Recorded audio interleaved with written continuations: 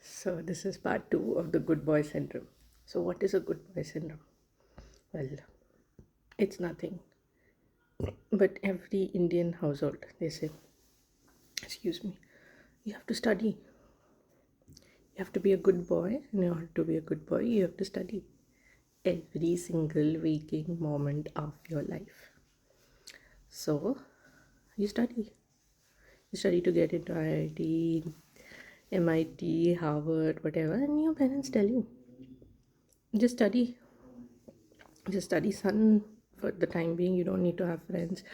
You don't need to have a life outside of studying. You don't need to play. You don't need to do this. These are all things you can do after you get into such and such university. It's true. You can do them after you get into such and such university. And your job as a student is to study. But your personal life development is as a whole human being, not only as a student.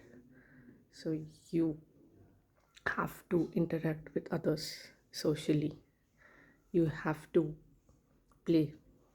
You have to get involved in team building activities while you are a student studying for MIT and so on and so forth. Because if you don't do that, you grow up to be a socially awkward people pleaser. A people pleaser is like a doormat with no boundaries. Anyone and everyone can walk over you. Socially awkward makes it even more difficult to interact with others and break your people pleasing abilities.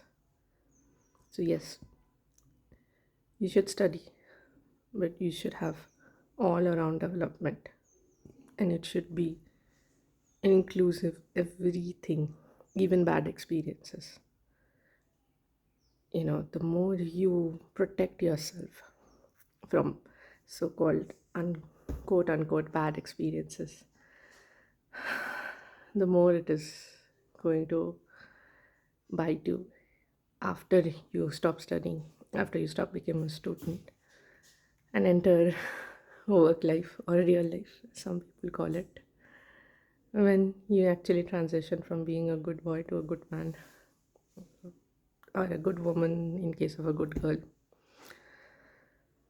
So that's why, being good is good, but being too good for yourself is not good. Why? I'll let you know in the next part. Thank you. Have a nice day.